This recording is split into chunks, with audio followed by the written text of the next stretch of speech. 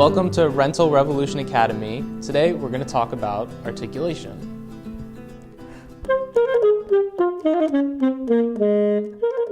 So when we talk about articulation, we're talking about how we start the sound of any given note on our instrument.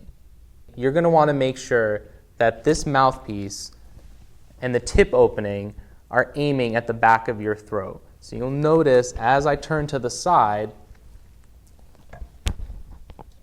and if it doesn't work, I should adjust it with my neck strap, should be facing the back of my throat if I were to create an imaginary line.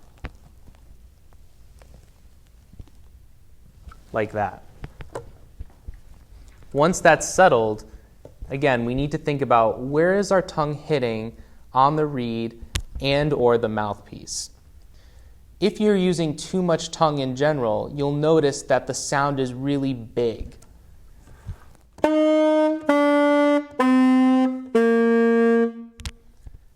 And if you're using too little tongue, you'll notice that the articulation will be very hard to hear.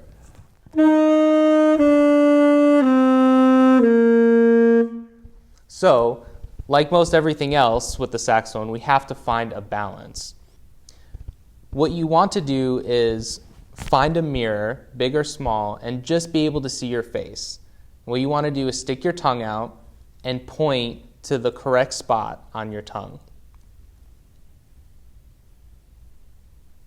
And you'll notice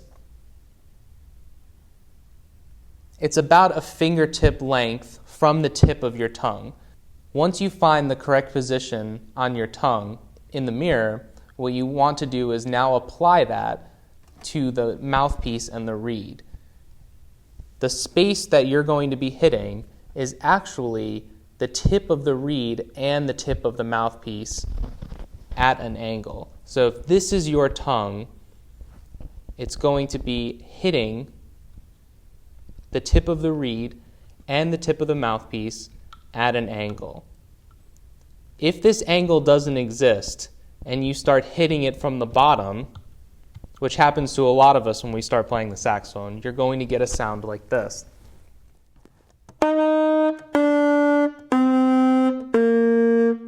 Because your tongue is creating a suction.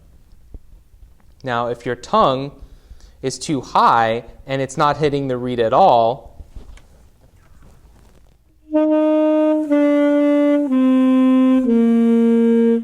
you're going to notice that there will be hardly any articulation whatsoever. Here's what it sounds like when you get it just right.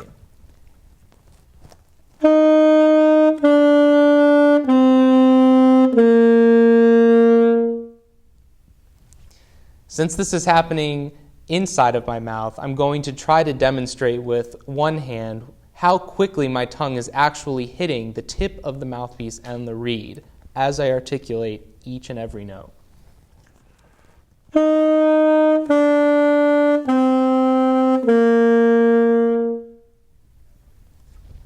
The last thing I want to mention is how we use our air while we're articulating. The most important thing you can think about is making sure that your air is as continuous as possible.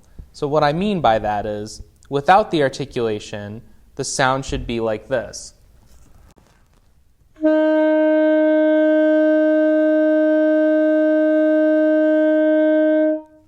Now, when I add the articulation in, it's going to sound like it's stopping the sound, but actually the air is always going to keep going. So the way I like to think about it is that every time you articulate, it's like a speed bump on the road.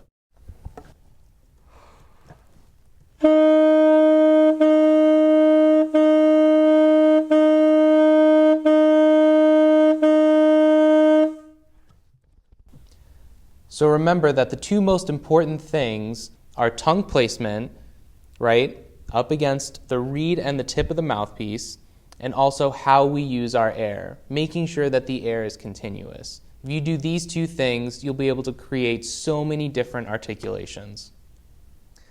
Everyone, thanks again for watching, and now back to practicing.